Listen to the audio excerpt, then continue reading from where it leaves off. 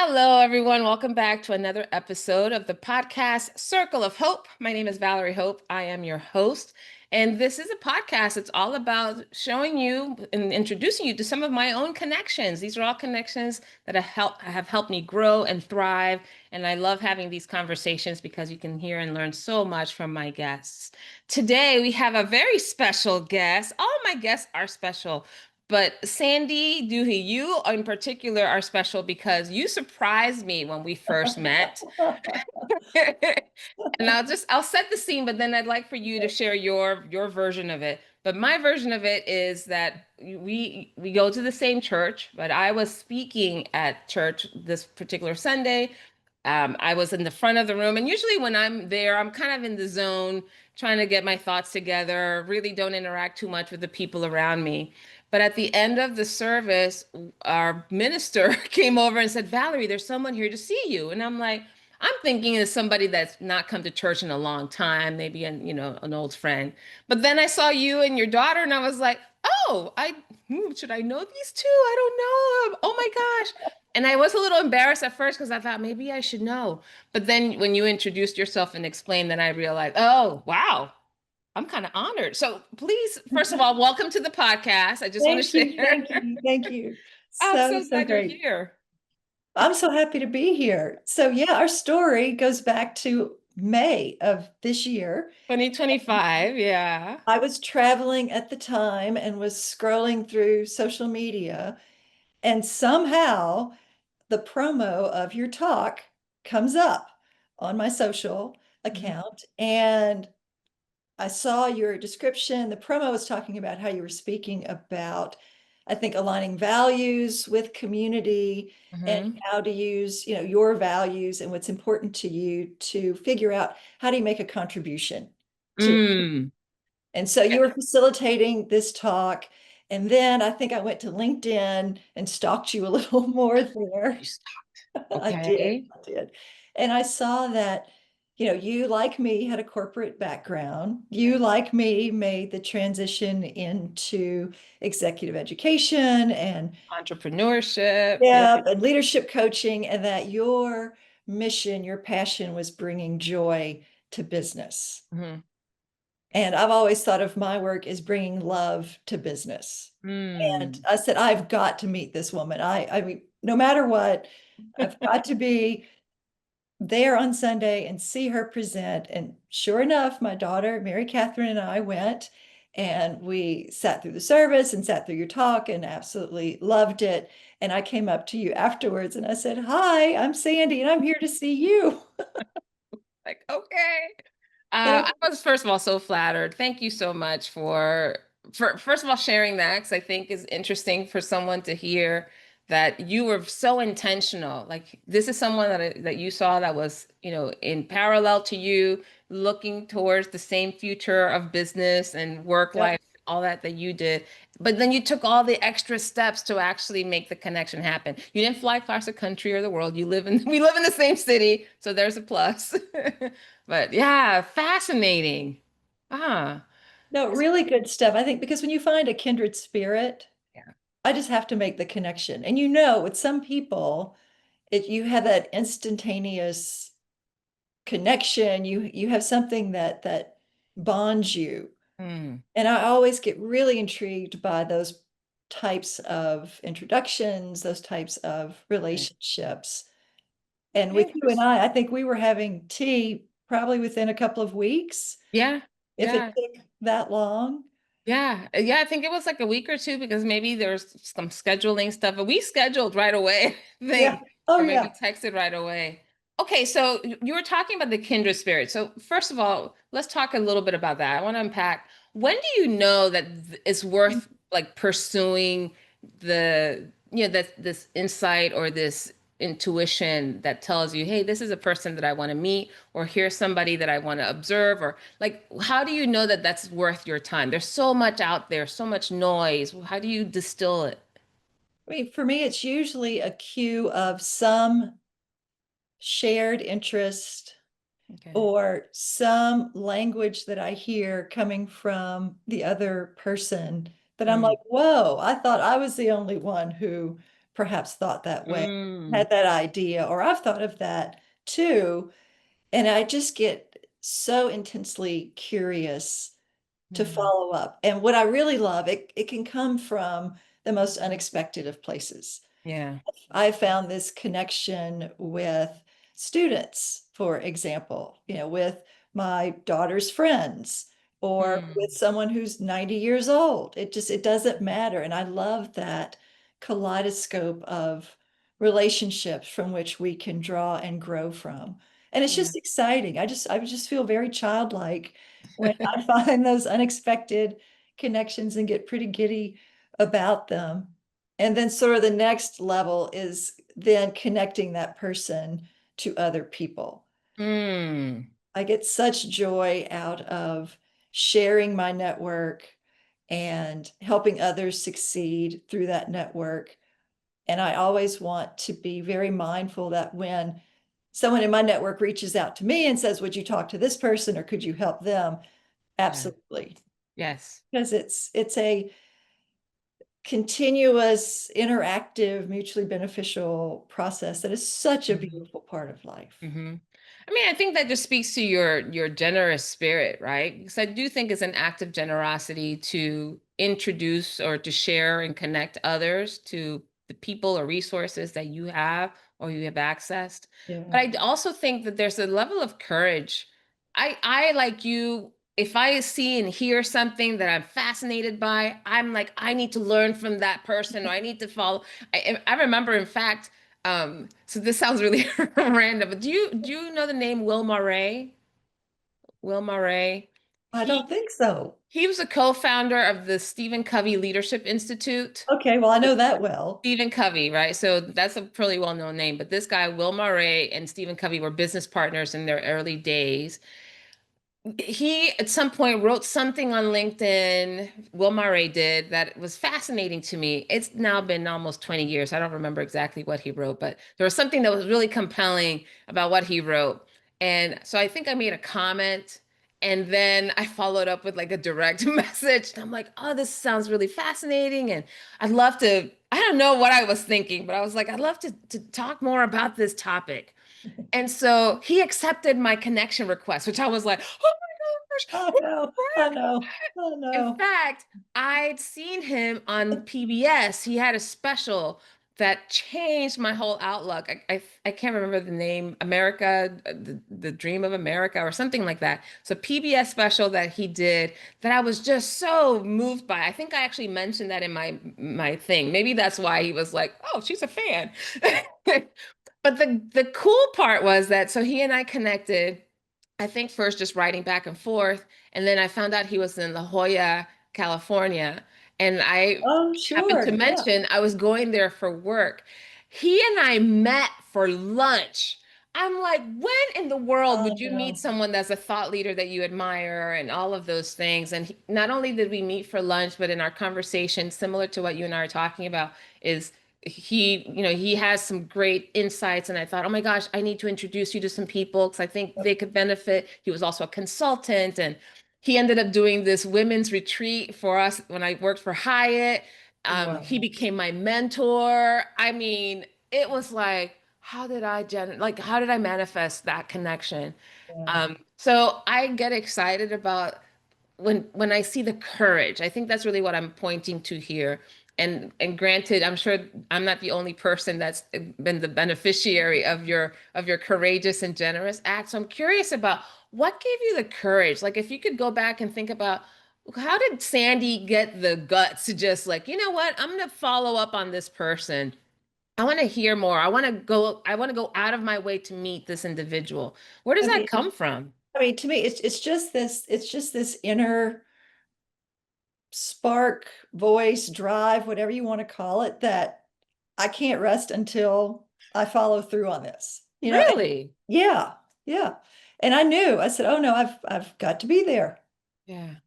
And Well, then okay. schedules start aligning and here we are. But I think it's just I have to do this. All And right, so it's I a feel that drive. urgency. I know just from past experience, Okay. this is the first of many steps that's going to, Mm, right? Because okay. then those networks start to branch out. And Valerie, it is such a small world, Yeah. Yeah. such an incredibly small, well-connected world. And the more we connect with others, you realize, how very close we are and how small the Mm, world really is. that's so true. Okay, and I know part of it because you come to Unity Church just like I do, and because you and I have had conversations about A Course in Miracles and all the things. So I know your spiritual insight probably has, that drive that you spoke of. I Yeah. feel it when when I'm inspired, is that spirit is telling me go, Yeah. go, go, right? So Yeah. let's talk about spirit. I don't think I've had that conversation on this podcast yet, not this explicitly. So what do you notice that spirit is doing or asking of you when you have this? Like, what exactly are you pursuing when you say, I'm driven to go and make a connection with this person or take this opportunity? What's the drive telling you to do? It's connection and growth and learning is the sense that, I always get when meeting Mm, others and connecting with others. I just find that really exciting. I've been, after I did my corporate career, I transitioned to teaching, and mm-hmm, I've taught at SMU for the past 13 years. And when I made the switch from corporate to teaching, I remember the first time I stood in front of students and I was just like vibrating. And I was like, oh my gosh, I have to do this. I mean, economically, it made absolutely no sense to go from a big corporate job to all of yeah. a sudden becoming an assistant professor. My first Mm, teaching position was in my home state of Louisiana. So I was in a classroom where I had earned my first graduate degree, and then I was the professor, and it was a magical experience. And that's why teaching has never felt like work to me, because mm, it is that ongoing point of connection. It is an inspired act, yeah. and the opportunities I've had to work with students on issues and levels that were far outside of any Hmm. particular academic topic has been Yeah. just an incredible blessing. Yeah, Wow. just amazing. And I do feel that that is, inspired, and that is, a spiritual experience that has nothing to do with religion or creed, Hmm. right? But it is that fundamental human connection. And from Mm, that, so much can blossom. mm, I loved having the ability of holding a mirror up in front of students because I wanted them to see what I could see, yeah. and for many of them, it was the first time. And to be the person who can see in them what they Hmm. don't yet see in themselves Hmm. is just a real blessing. It is a Privileged to blessing. be in that spot. And I know you see that with the professionals you work with. 100%. When Yeah. you see that spark and you see, oh, something connected, Yeah. then your time is worthwhile. And sometimes we have no idea, right? You have Hmm. no idea the impact you have on others, or you think, oh, they True. don't like me at all and they're never going to, see me True. again. That's okay. You just have to let it ebb and flow. But I love Mm. the surprises that life will bring us. When a student comes back and say, thank you for giving me that C, that was a really, really great lesson.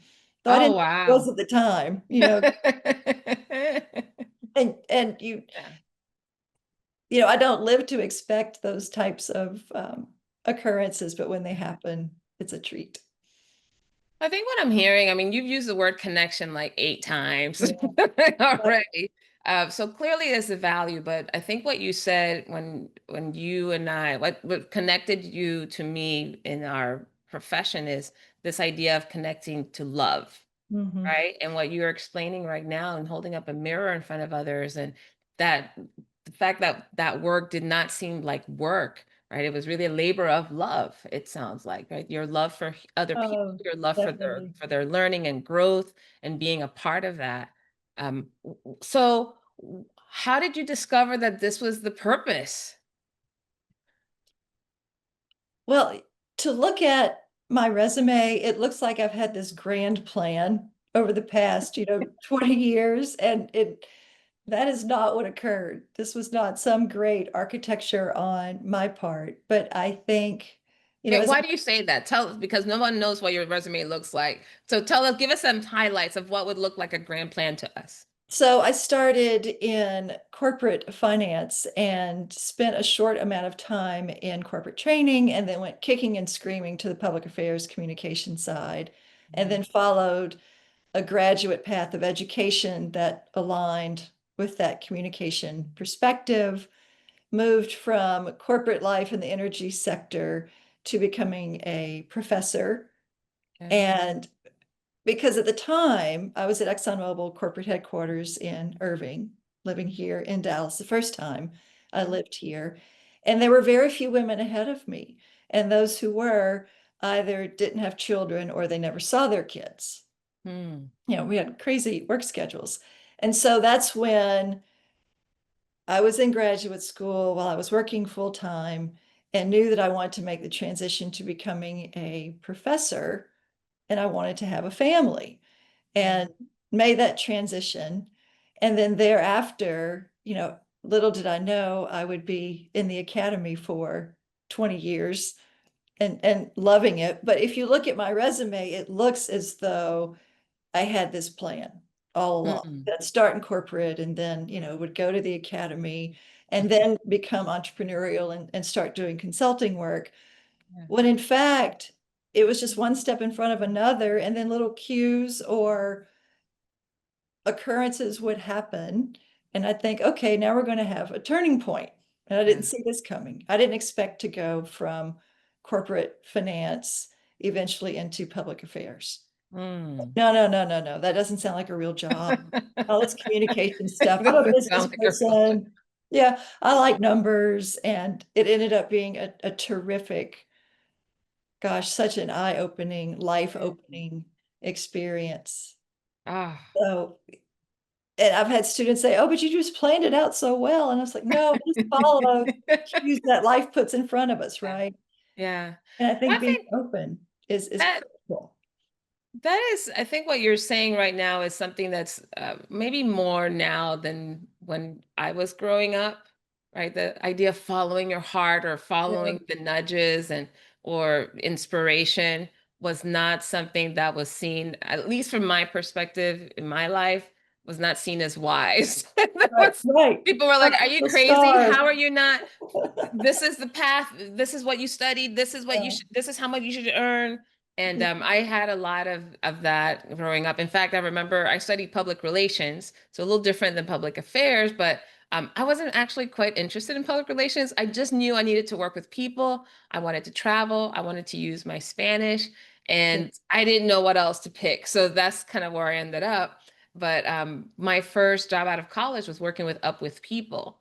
And if you recall, is that international leadership program, we traveled around the world, did community service and a musical, but we weren't earning a salary. I mean, it was like a stipend, but all of our, travel and lodging, all those things would be taken care of. But when I told my college professors or I told my friends about it, they were like, "You're nuts. No, you should be making at least this much a year. You should yeah, have benefits and da da da da." And I was like, I don't know, y'all. I really think this is speaking to me. And I feel like if I were to look at all my, professional right. journey, just like, oh my gosh. I mean, I do think the hand of spirit was there the whole time, just like, okay, do this, now do that. Okay, we're gonna end this. I got laid off from Up With People because they shut down the organization. I've been laid off from corporate because they got rid of the department. And both of those times, as traumatic as those were, I always knew that I didn't always know, but I realized shortly after that, okay, this pivot is actually what I've been set up to do next. Yeah. Interesting. So who taught you this, or how did that become a learning for you? Oh gosh. I think it was just a culmination of experiences and a whole lot of different things I was reading and just seeking from a religion or a spiritual perspective. I mean, I'm such an optimist, to a fault, to a fault. And I was like, I know there's good coming out of this. I've just had Yeah. this big job switch, or it's time to move cities again. And I Yeah. was just determined to find a silver lining, some, Mm. beacon of hope and light and Mm. promise that I could, grab onto and go with. Mm. I remember as a child waking up to go to school thinking, okay, what's the one thing I could be happy about today? Okay. To get out of bed and to get going. And that's just always been an innate part of my personality. I've Mm. been called Pollyanna before. That's okay. That's okay. Eternal optimist. Yeah. Okay. Oh no. But I'm always looking for the good. Yeah. You could be called worse. So that's Yeah. good news. Um, so when you think about your life now, where you are in this path, right? The resume, so to speak, what do you think? What's the I don't know, goal is seems like such a shallow word to use right now, but when you think about the purpose of how you connect now versus how you were connecting then, what are you looking for, needing now that's maybe different, deeper, more expansive, any of that? Well, I think it's a switch, moving into an entrepreneurial and consulting space. I don't have to the same extent, a classroom of students Yeah. that are ready made for connection, that are served up on this beautiful platter, for a semester of a time. So Yeah. for me, it's a switch because I'm transitioning from teaching students to working with professionals and still able to use those teaching skills that I love so much. But now what I'm seeing is a broader picture because my passion project is teaching professionals the language of business and Mhm. teaching them to have an informed voice at a decision-making table. Mm. That when they can apply their business and financial acumen, business gets better when we have more informed voices at the table.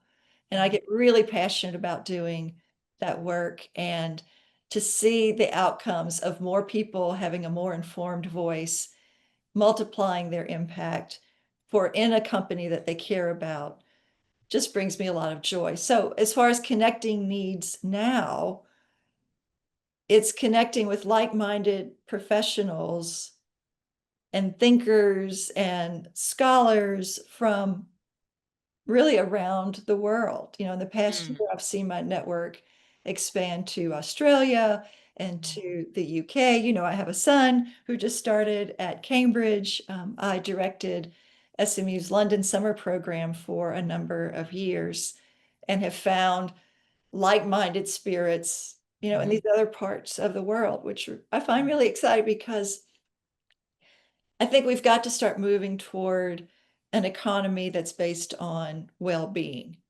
Say more about this.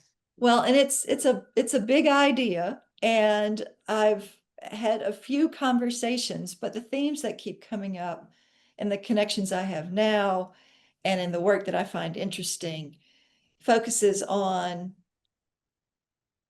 a well-being economy that nurtures the whole person, Yeah. that still sustains us as a society, but instead of only focusing on financial health of an organization or an individual, how are we also looking at relationships and physical health? And how is our work experience that takes up the majority of our waking hours, how is that contributing to an overall Mm. well-being?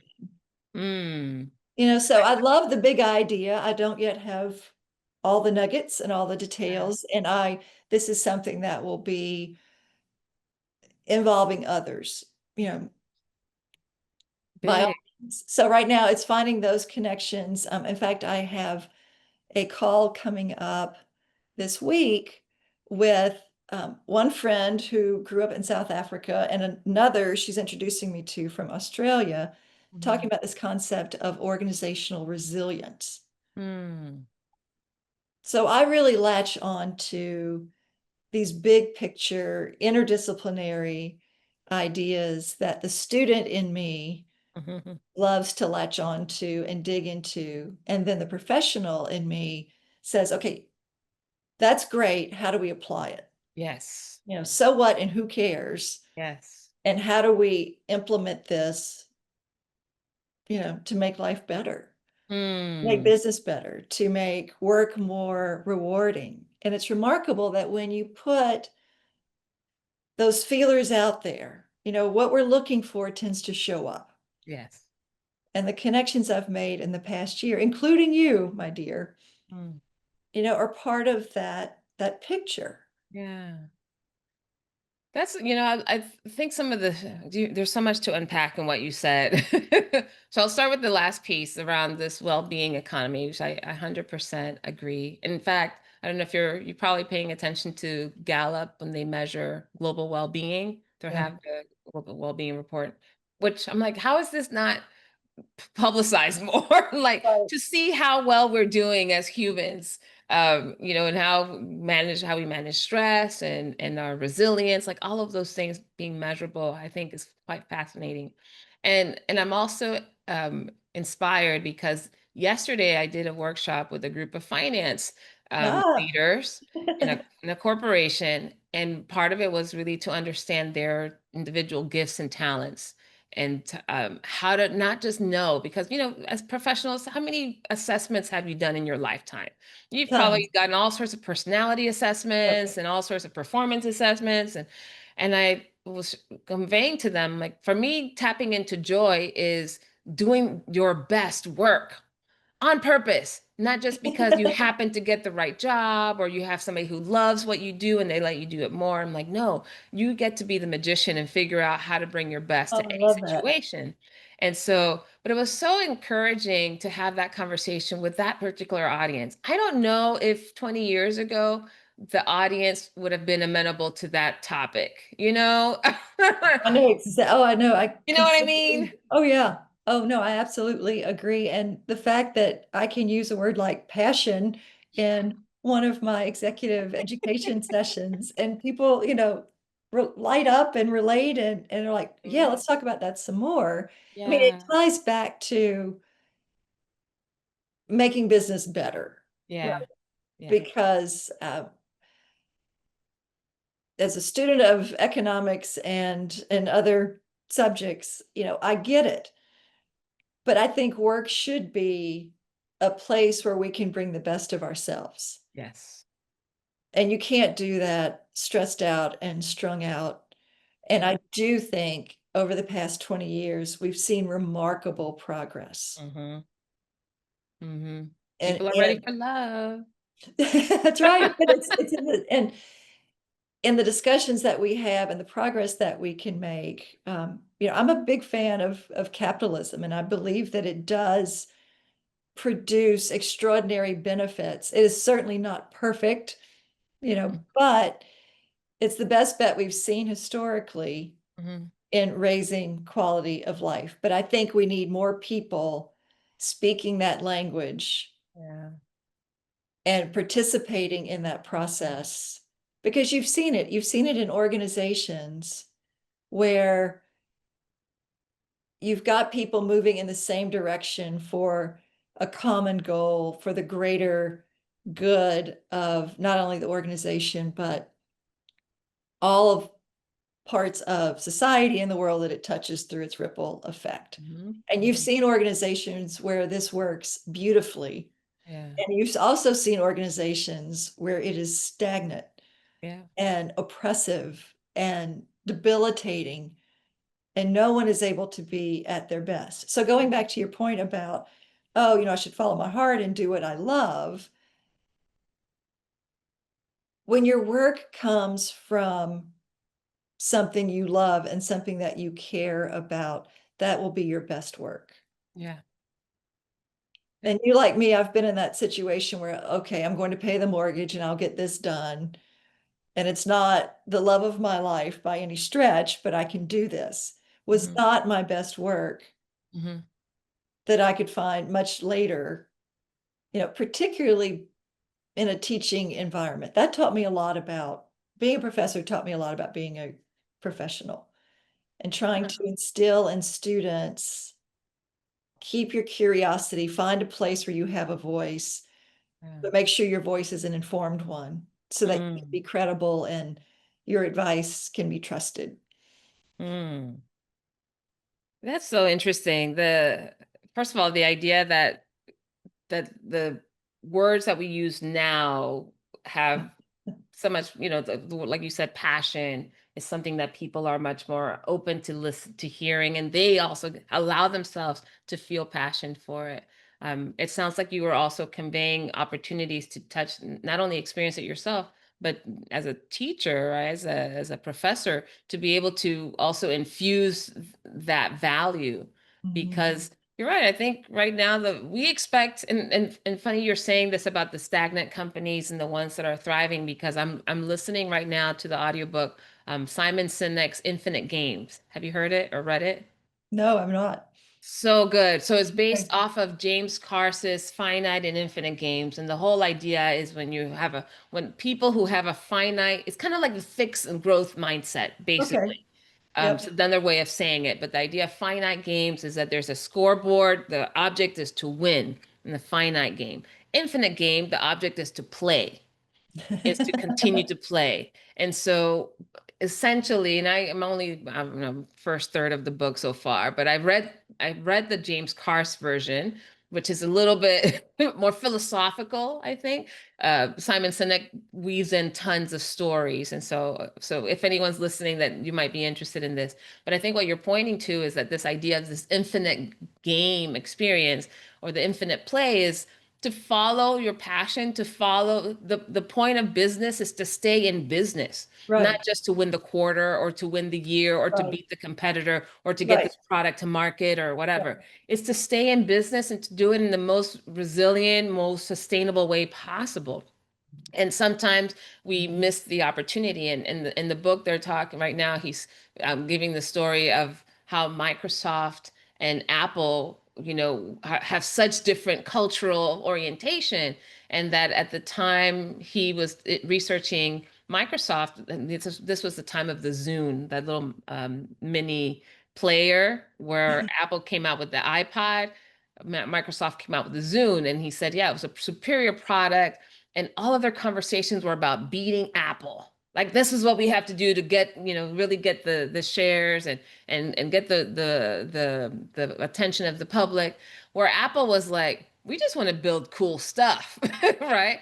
And of Right. course, we like to make sure that we're profitable on the way, but they were not looking at other competitors, at least in that time frame. Yep. But I think what you're talking about is a whole culture shift has occurred, and that you and I both and people like us want to pour into, like, yeah, let's be professional. Yeah.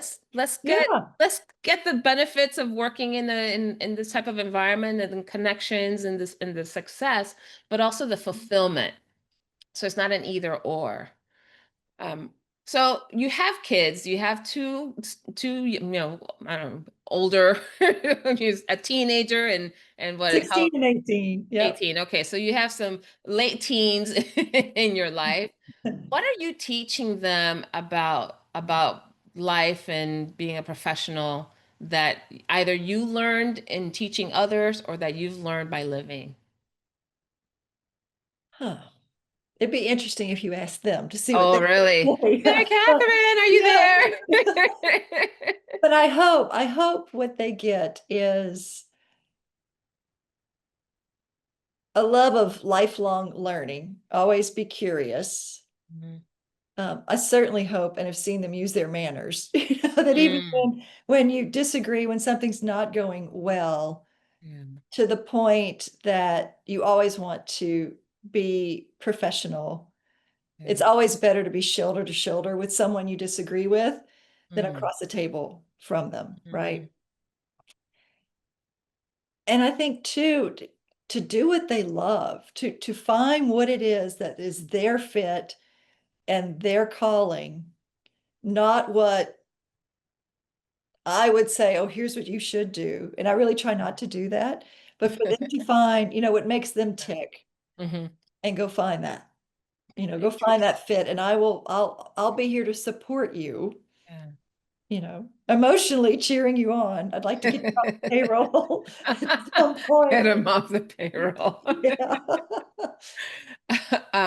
Are you noticing, when you work with young people, including your own kids, but what are you noticing as it relates to how they're connecting, maybe compared to the way you were connecting with others when you were younger? Oh gosh. Well, I mean, it's the digital interface today. Yeah. And they're always on a device and their connections are more digital than they are in person. Hmm. And they will track each other. They've got tracking, they'll allow their friends to know where they are and Okay. can spot where they are, which is good from a safety standpoint, which is sort of creepy to me. When I was 16, I wouldn't want people to know where I was at every moment. But Oh. it works for them. And Yeah. I resist getting into the mindset of, oh, those kids these days, they're just, they're all messed up and this generation is, sending us all to hell in a handbasket. I'm not signing up for that. But they do have challenges, right? Because Mhm. ChatGPT, wow, you can tell when students use it. I mean, it just screams Mhm. at you, Mhm. you know? When are you talking about like in written form, or Yeah. are they Uh, speaking in AI-ish? Yeah. Yeah. When they'll write something and I'm like, Yeah. wow, I didn't know you had a PhD. This is really impressive. But I think a challenge for this generation is that what AI delivers is becoming the new average. Mm. Mm. So they are particularly challenged to Yeah. use their innovation, their creativity, their Yeah. ingenuity. And, as I tell them, their deep knowledge of whatever organization it is that they care so much about and want to help progress, because you've got to outdo what AI can impressively do. Yes. Oh, You know, and that's a tall order. it is, and this is the generation Mm. that's here and now, and we'll be working in that world. Mm. These are interesting, challenging times where we need people being able to tap into a place of well-being and health and creativity to overcome the challenges coming before us, which is really exciting stuff. It is exciting. Well, I mean, I think you said you didn't want to subscribe to this idea that this generation is going to hell in a No, handbasket and all that. So, and it's not, I mean, do you have other people, other either in the academics or other business leaders who agree with you? Because I hear more of the, oh no, this is terrible. They won't be able to think anymore. They're outsourcing their brain. That's yeah. what I often hear, especially as it relates to like Gen Z or even millennials in some cases are saying this now. So I'm like, y'all had your own stuff. So what are you hearing around you and the people around you? Are they in alignment with this, or are you finding people are I mean, it's a mix, and it's always mixed? been a mix. I think it will always be a mix for this and future generations to come. Now, remember, I'm Pollyanna. I am the eternal optimist. So, it's like I tell students, I Yeah. said, you take 2 steps toward me, I'll take 10 towards you, right? Hmm. So What do you mean by that? you always have those students with more initiative, more drive, more motivation. They're like, I want to do something. I'm just a hot mess right now, and I need help getting organized. And I need to find a path to take to do what it is that I want to do. Give me a room full of those to work, Mm. and then you'll have others who will just sort of kick back and Yeah. observe or, tune out completely. Yeah. And they're not ready to engage just now. Mhm. And there's consequences to that. Yeah. But I think regardless of the generation, that's always been the case, that you have a mix. So Mhm. those who are the go-getters, those who are the go-givers, Yeah. Go givers. Yeah. they are so incredibly inspiring, and being a professor and seeing those go-givers are just amazing. And so when you were speaking about the gentleman you met in California and had lunch with, so Bob Berg, I had a similar experience. Mm. He is a co-author of The Go Go-Giver. giver. Yeah, I've heard of He did him. assigned reading for my students for many years. Uh-huh. It's a great Sunday afternoon read. I recommend it to my executive education program participants as well. And I reached out, I commented on something that involved Bob on LinkedIn, and he like sent me a personal message. And I was like, Oh. oh my gosh, this is I'm so a fan great. of yours. Yeah, exactly, Yeah, exactly. I love it. They're Uh, out there. They're out there. yeah, yeah. I think part of it too is if we have, I think that the generosity is the word that comes to mind about how this generation is evolving.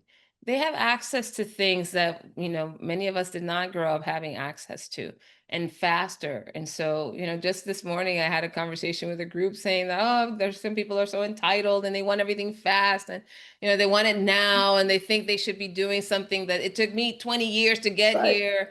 And I was like, because they have access to things that give them information. They don't have to be lucky enough to just meet the right person anymore. Yeah. They can look them up and say, who's the Right. right person? I can ask them directly, or I can listen to all the speeches this person has done and gather all the details, right? So there's so much more that people can have, therefore, will want, Well, you know? and we can learn so much from them.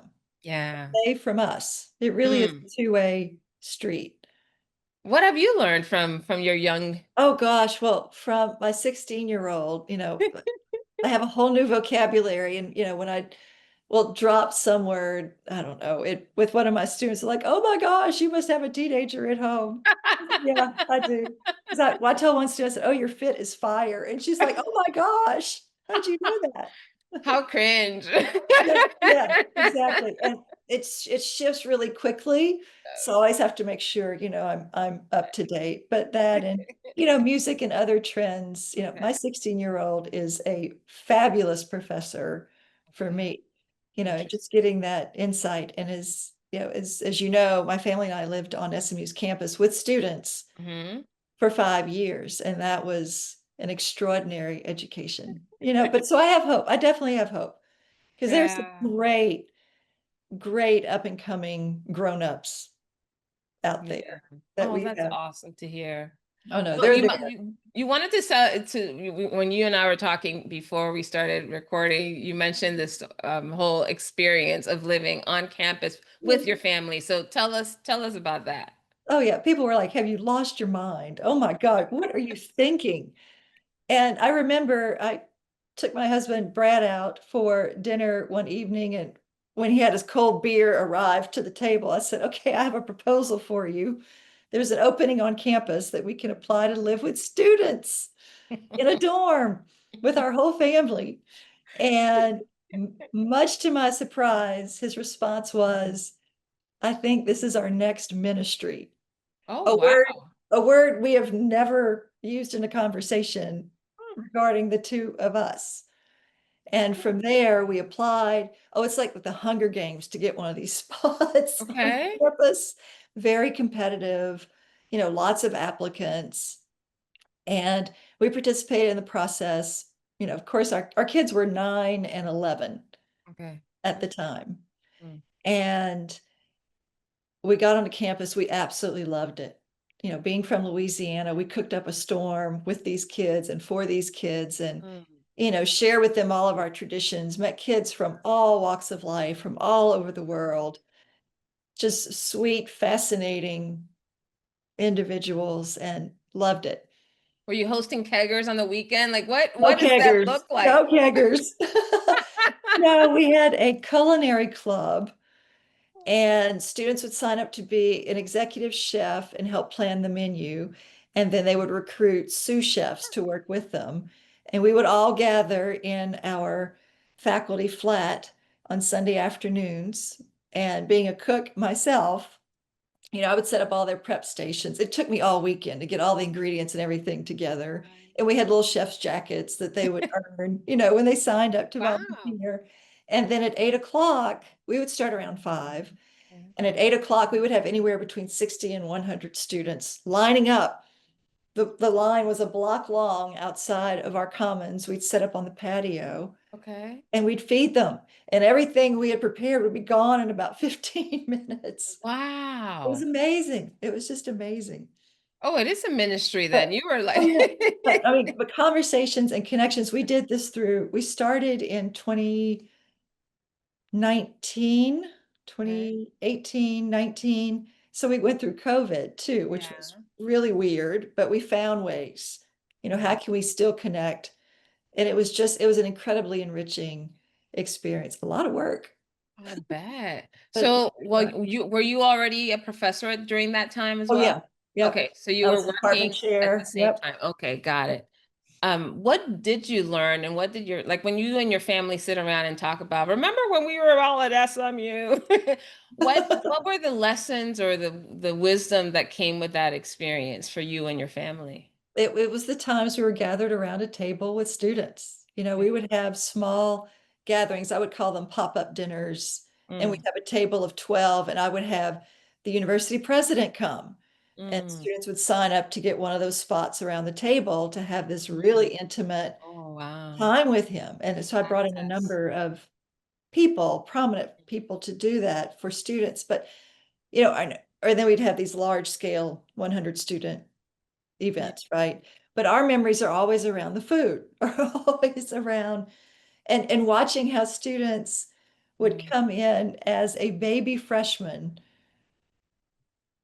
terrified, uncertain, not sure what they were going to do. And now, one in particular comes to mind. He just graduated from law school and he's waiting for his bar results to come in. mm. Another is a content creator for Nat Geo and doing some really exciting, thrilling work. We just had coffee last week, and it's just so fulfilling to see them grow Yeah. up. One of our first RAs went to med school in Europe and Mm. wants to help Mary Catherine think about, her own med school journey. Oh, So seeing that transformation yeah. is what we talk about. And oh my gosh, remember when they moved in on day one, couldn't find their room, and now look at them.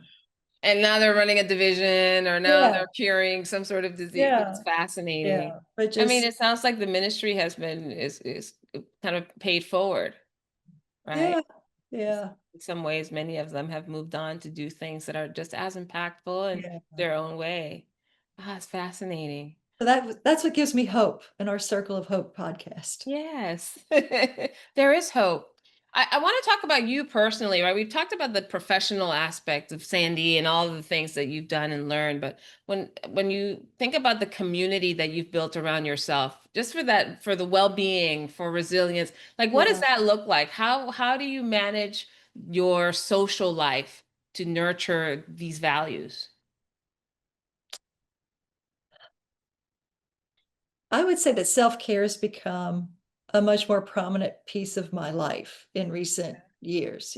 When I stepped down as chair of my department and went on a year-long sabbatical, I spent a month in India with a dear friend of mine, and that was, extraordinary experience. So I really have, from a social perspective, I think I've gotten more selective about what I do socially and Hmm. really focused more on taking care of myself. And when I take care of myself, then I can take care of my family. Okay. Seeing my kids, my oldest Byron off at Cambridge in college now, Mary Catherine is in her, the latter part of her junior year of high school. Those connections my husband and I are realizing are, we've got to nurture what we have now Yeah. because they're about to take flight. And I would Transforming. never, Mm, want to hinder them in any way, but rather be in a position to support and encourage them. mm. So I think self-care really got on my agenda in the past year. So it's making time instead of, oh, I'm too busy, I don't have time to exercise, or, oh, I'll just do that yoga class next week. It's been interesting making a shift to make self-care a priority, getting over any feelings of guilt in doing so, Yeah. right? But what I find is that I can be more productive, more giving, more creative Yeah. when I take that space. I Mm, take time to develop, you know, mm. the health, the family relationship side, things that when you're blowing and going, you're in survival mode, right? And Yeah. I'm at a point now that I won't say life's necessarily slowing, Hmm. but I'm getting better at balancing, Yeah. my personal needs with that of taking care of and helping others. I still Mm. enjoy, but I find when I take care of myself, I'm in a much better position to do that for others. Mm. Now, when you're talking about self-care, so self-care sounds like for you, physical, right? Yeah. You've talked about, and maybe some mental as it relates to the after effects. What Yeah. are you doing spiritually now, maybe then that were not doing before? How's the self-care looking in your spiritual life? Yeah. It's focusing on that meditation time Mm. every day and actually looking forward to it. I once saw that a guru wrote that, oh, I have so much to do today, so I better meditate for 2 hours instead of one. Right. And just really trying to get that centered, that groundedness.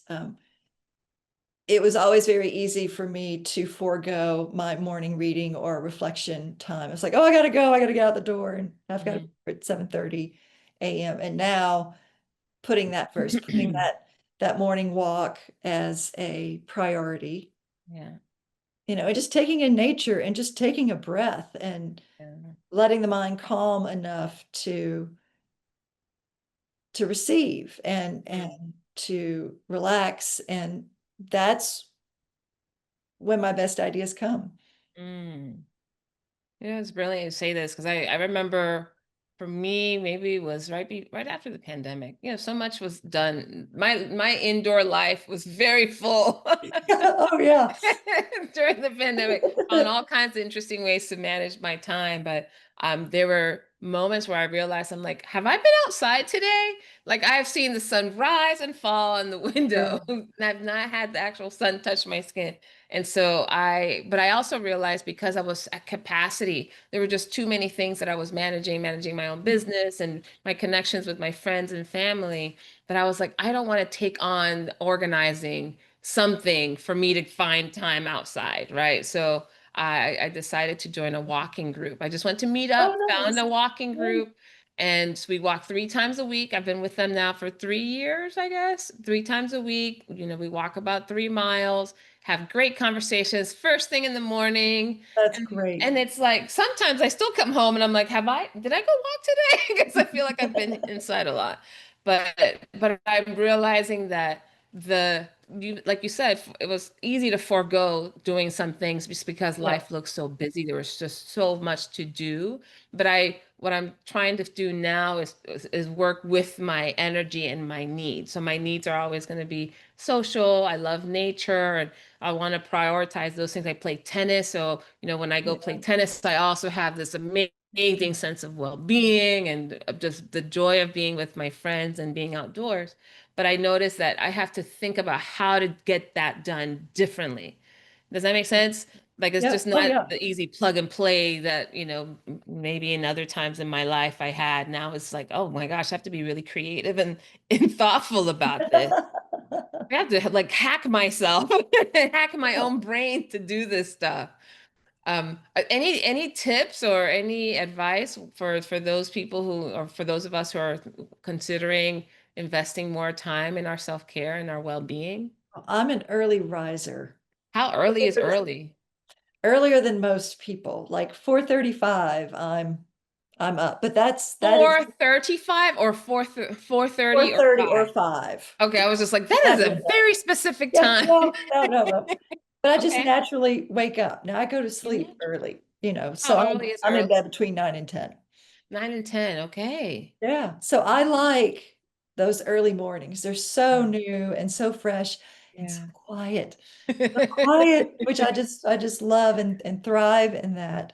So that morning, that is my special, dedicated, set aside Yeah. time to just set the pace. Okay, And walk us through your day. I need to hear the whole thing now. I have the yeah, bookends. I want to hear generally what's a day in yeah. Sandy's life. So the grounding time, and then everyone starts waking up and moving. And so invariably I'm in the kitchen and taking care of all the fur babies, and I'll go for my walk and come back. And then it's time to take my daughter to school. And then I will come to my office Mm-hmm. and work on projects that I have awaiting me. Mm-hmm. So I'll have a healthy breakfast, a healthy lunch. I will round out my work day. What's really nice is that downstairs from my office is a yoga studio. Oh, wow. So I can get downstairs, take a class at 5:30 or 6:30. And by that time, it's time to go pick up my daughter out at White Rock Lake because she rows. That Mm. works out beautifully. Yeah. So I I'll might have pick her seen up. her when I walk at Oh, White Rock. maybe, I'll have maybe. to yell Yeah. anytime I see them. Huh? Yeah. Yeah, but she loves it and she loves being on the water. She's a night owl, so she loves it. And then I'll come home, unwind, and then, my nighttime routine starts.